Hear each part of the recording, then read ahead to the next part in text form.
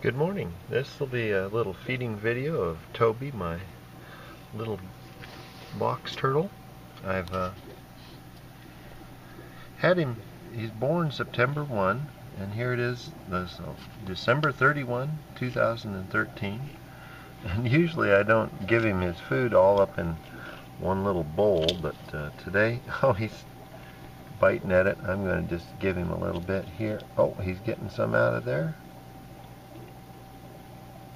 I think I'll do. I've got some oyster shell in here, and I'm going to just put the carp eggs and the meat right on top of the oyster shell.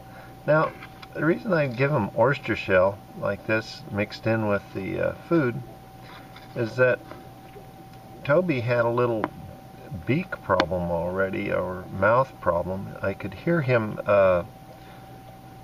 his beak, when he would eat, would actually chomp together and make a clicking sound, and it was perceptible even with my bad hearing. You can see Toby's shell is growing very nicely, and he's almost getting to be palm-sized, kind of quite large. I should put him on a scale and see how much he weighs. He's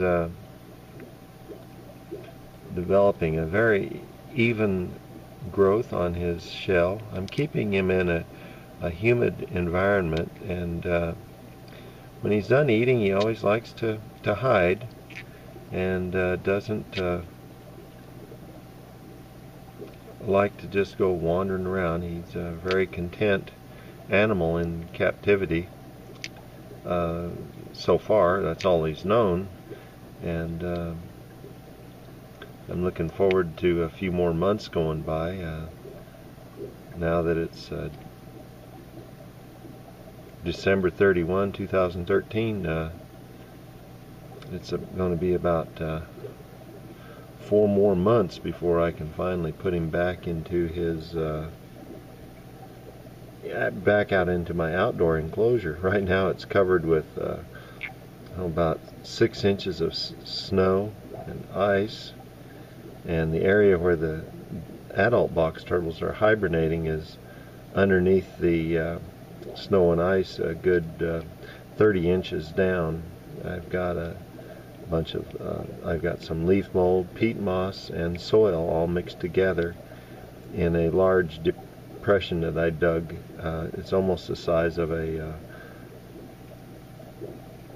35-gallon garbage can, and it's working out pretty nicely.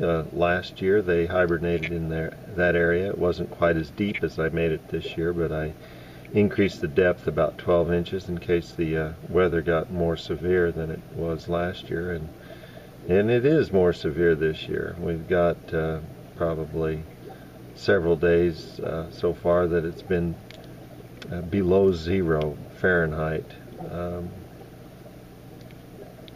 Just downright very cold. Well, Toby, this little feeding video, I could just hold the camera here and let you watch him eat away.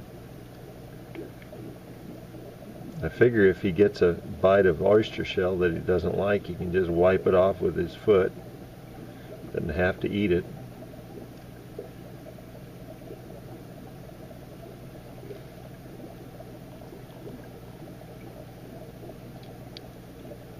But the oyster shell, because it's real hard and crunchy, I'm hoping that it will sort of trim his beak down in sort of a natural way that might prevent any occlusion. I don't know what it would be the proper dentistry term for a box turtle that has too big a beak, but I've seen them on different YouTube sites where a turtle has developed an unusual beak or mouth. So I'm just trying to get at the use this method to see if it helps prevent that kind of thing. I do provide oyster shell for my adult box turtles outside, and they just like to go up to it, and sometimes even though there's food out there, they'll pick up a piece of oyster shell and chomp down on it and eat it. Maybe there's a well, obviously they could be supplementing a mineral deficiency that they might have.